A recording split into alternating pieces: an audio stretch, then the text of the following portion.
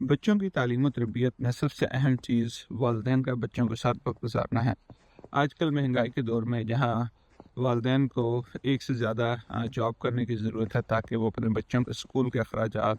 और जो बाकी ज़रूरियात हैं उनको पूरा करें, वहाँ पर ये बहुत मुश्किल होता जा रहा है कि वालिदैन कोई ऐसा टाइम निकालें। क्योंकि जब वालिद घर से आते हैं, घर पे आते हैं काम करके, तो वो थके हुए होते हैं। वालदा भी सुबह से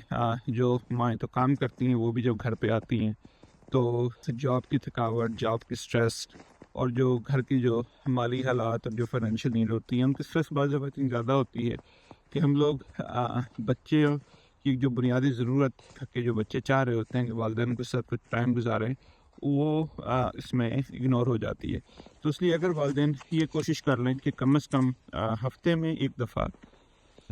हाँ, अगर कोई भी ऐसा दिन हो जो